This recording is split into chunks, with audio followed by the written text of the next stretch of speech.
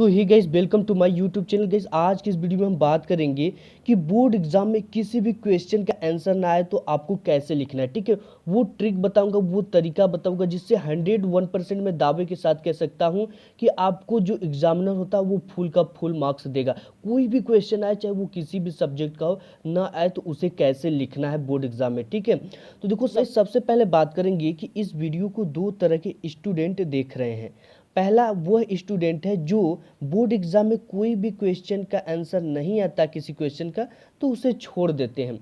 दूसरा स्टूडेंट वह है कि जो बोर्ड एग्जाम में किसी भी क्वेश्चन का आंसर नहीं आता तो उसे गलत लिख देते हैं या फिर कुछ भी लिख देते हैं जो उनके मन में आता है। ठीक है, तो अगर आप इस तरह से करते हो तो आपको कोई भी नंबर नहीं मिलने वाला है। तो फिर आपके दिलो दिमाग में ये उठेगा कि आखिर मुझे क्या करना चाहिए, वो चीज़ें मैं आपको बताऊंगा इस वीडियो में।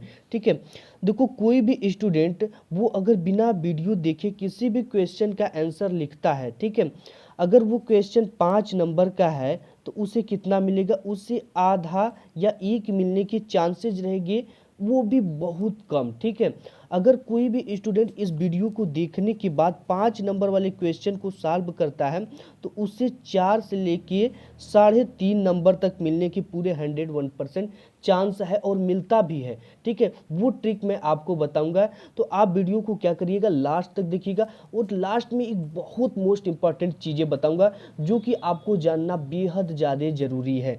ठीक है, तो देखिए सबसे पहले फिर क्या करना है कि नंबर मिले। अब आपके दिमाग में ये उठता है कि आखिर मुझे क्या करना है और कैसे लिखना है, कौन सी ट्रिक को फॉलो करना है जिससे मुझे पूरा के पूरे नंबर मिल सके। तो इसी वीडियो में यही चीज़ें हम बात करेंगे। तो सबसे पहले हम कुछ ट्रिक्स आपको दे देते हैं। ठीक है, जैसे आपके बोर्ड एग्जाम में पूछ दिया कि ओम का नियम क्या है, ठीक है, या ओम का नियम लिखिए। इस तरह के क्वेश्चन आपके बोर्ड एग्जाम में आते रहते हैं और चाहे जो भी क्वेश्चन आए उसका आंसर आपको कैसे लिखना है। ठीक है, तो यहाँ पे देखो, ओम के नियम के अनुसार चालक की भौतिक अवस्थाएं जैसे परिच्छेद का क्षेत्रफल, लंबाई व ताप अपरिवर्तित रहे तो चालक में बहने वाली धारा चालक के सिरों के विभवांतर के अनुक्रमानुपाती होता है। ये तो इसका क्वेश्चन है, लेकिन यही चीज़ें आपको याद नहीं है बोर्ड एग्जाम में, तब के लिए कौन सी ट्रिक को फॉलो करना है।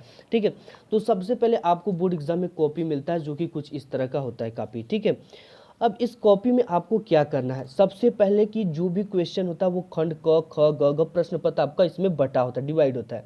आपको कॉपी लिखने के बाद रोल नंबर वगैरह सब कुछ लिखने के बाद कॉपी की शुरुआत कैसी करनी है और ट्रिक कौन सी फॉलो करनी है। ठीक है, तो सबसे पहले खंड ख कर रहे हैं तो क लिख दीजिए, ख करे तो ख कर दीजिए, ग करे तो ग कर दीजिए। और कॉपी मिलते ही आपको क्या करना है, एक स्केलिंग लेना है और स्केल से इस तरह से आपको क्या कर लेना है, ब्लैक स्केच से 2 पाई खींच लेना है। ठीक है, एक स्केल से ज़्यादा की दूरी लेकर खंड क डालना है। इसके बाद प्रश्नोत्तर संख्या जितना भी आप कर रहे हो इस बॉक्स में उसको टाइप कर देना है, यानी लिख देना है। लिखने के बाद ओम का नियम आपको पता नहीं है। ठीक है, तो देखो कौन से नियम को आपको फॉलो करना है। देखो ओम के नियम के अनुसार बिल्कुल जो क्वेश्चन का आंसर नहीं याद हो वो 2-3 ट्रिक आपको मैं बताऊंगा। ओम के नियम के अनुसार ओम का नियम ये कहता है कि यदि, ठीक है, डैश डैश डैश ओम का नियम कहता है। अब देखो इस डैश पे क्या लिखना है, इतना तो आप लिख सकते हो, कोई भी नियम पूछेगा तो। ओम के नियम के अनुसार ओम का नियम यह कहता है कि यदि इस डैश डैश वाले स्थान पे आपको इससे रिलेटेड अगर कुछ भी कीवर्ड पता है ओम के नियम के रिलेटेड, ठीक है, ओम के नियम का कुछ भी पता, जैसे इसमें से हो गया आपका भौतिक अवस्थाएं पता है, या तो विभवांतर पता है, या चालक के सिरों विभवांतर के अनुक्रमानुपाती होता है, या तो इसका फार्मूला पता है। ठीक है, तो आप इसकी जगह पे भर दीजिए। अगर वो भी चीज़ें आपको नहीं पता है तो इस चैप्टर से रिलेटेड आपको अगर कुछ पता है तो उसको आप लिख दीजिए। ठीक है, लेकिन फालतू चीज़ें ना लिखिए। चैप्टर से रिलेटेड अगर इसके रिलेटेड कुछ भी आपको विभवांतर ही पता है तो विभवांतर लिख दीजिए, धारा पता है धारा लिख दीजिए। ठीक है, प्रतिरोध पता है उसको भी लिख सकते हो। लिखने के बाद तो इसे ओम का नियम कहते हैं, आपको ब्लैक पेन से लिख देना, ओम का नियम कहते हैं। ठीक है, ये बिल्कुल न याद होने की सिचुएशन में ये है। और दूसरा ट्रिक को ये मैं आपको बताऊंगा कि जैसे अगर आपको इसका फार्मूला याद है R बराबर V/I, तो ये भी लिख सकते हो। अगर अगर ये भी चीज़ें आपको नहीं समझ में आती तो केवल और केवल आप फार्मूला को इस तरह से हिंदी में लिख दीजिए कि ठीक है, प्रतिरोध बराबर V/I होता है जिसे ओम का नियम कहते हैं, तो भी आपको नंबर मिलेगा। अगर ये 3 नंबर का है तो 2 नंबर आपको मिलना है। ये लिखने के बाद आपको फार्मूला लिख देना है नीचे। इसी को हिंदी में लिखने के बाद वो फार्मूला लिखकर आंसर ब्लैक पेन से लिख देना है, इस तरह से ब्रैकेट में करने के बाद। अब इसके बाद जो दूसरा है, जो कि कुछ आपको कीवर्ड उससे रिलेटेड पता है, जैसे ओम का नियम आ गया लिखने के लिए, तो आप लिख सकते हो ओम के नियम के अनुसार। देखो यहाँ पे क्या है, भौतिक अवस्थाएं, ठीक है। अब इसके बाद कुछ भी नहीं पता है, तो यहाँ पे लिख सकते हो भौतिक अवस्थाएं नियत हो तो धारा विभवांतर के अनुक्रमानुपाती होता है, ठीक है। थोड़ा बहुत इससे पता है कि जैसे इसमें क्या होता है, जो विभवांतर होता है वो के अनुक्रमानुपाती होता है, ठीक है, विभवांतर के अनुक्रमानुपाती। कुछ भी कीवर्ड, जैसे यहाँ पे हमने लिखा कि ओम के नियम के अनुसार भौतिक अवस्थाएं नियत हो तो धारा विभवांतर के अनुक्रमानुपाती होता है, तो उसका फार्मूला आप लिख सकते हो R proportional to V by I, तो आर बराबर वी बाई आई, इसके जगह कोई कॉन्सोनेंट लिख सकते हो, ठीक है। तो आप इस तरह से लिख सकते हो। और बिल्कुल जो चीज़ें अगर और भी क्वेश्चन मैं आपको लूँ तो ये देख सकते हो आप, और भी किसी सब्जेक्ट से रिलेटेड क्वेश्चन जैसे आ जाता है, यहाँ पे जैसे दे रखा है कि द्वितीय क्षेत्र किसे कहते हैं, ठीक है। ये क्वेश्चन आपके बोर्ड एग्जाम में आ गया। अब आपको द्वितीय क्षेत्र नहीं पता, आपको सेम प्रोसेस करना है, ये स्केलिंग से पाई खींच देना है, प्रश्नोत्तर संख्या डालने के बाद एक दो लाइन छोड़ना है, छोड़ने के बाद आपको उत्तर लिखना है इस तरह से। तो देखो क्या करना है, द्वितीय क्षेत्र आपसे पूछा है ना, द्वितीय क्षेत्र वह क्षेत्रक है जो, अब देखो द्वितीय क्षेत्र का मतलब होता है कि एक क्षेत्र से दूसरे क्षेत्र में जाना, तो वो उन्नति होगा, समाज में परिवर्तन होगा।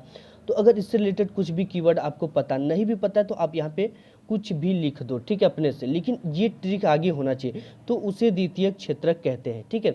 अब देखो और लास्ट में कौन चीज़ों को ध्यान देना वो मैं बताऊंगा आपको।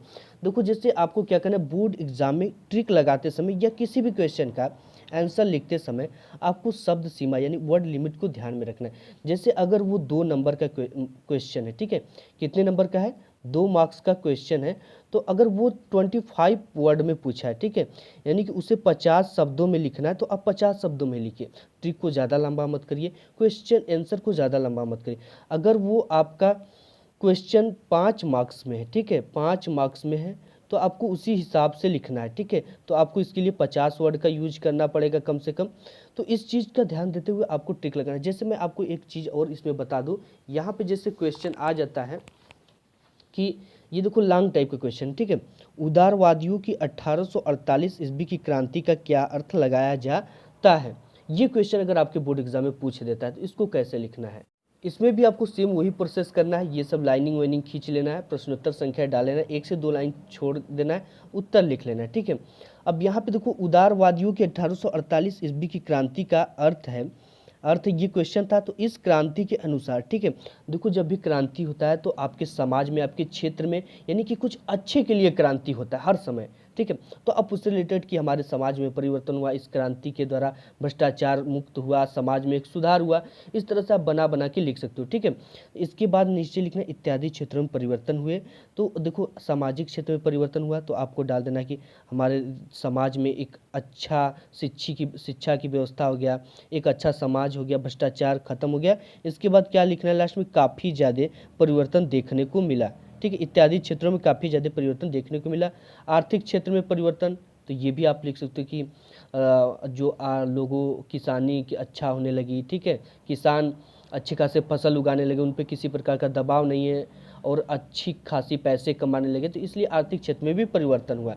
तो आपको लास्ट में इसी बात का ध्यान देना है कि बोर्ड एग्जाम में ट्रिक या आंसर लिखते समय शब्द सीमा यानी वर्ड लिमिट को ध्यान में रखना है। कौन कितने मार्क्स का, जैसे ये लॉन्ग टाइप का क्वेश्चन था तो इसे 1 पेज बनाना है ट्रिक से, और जो 2 नंबर 3 नंबर का उसको उस हिसाब से बनाना है, ठीक है। तो गाइस आज की वीडियो में बस इतना ही, मिलूंगा एक नेक्स्ट वीडियो में, तब तक के लिए धन्यवाद।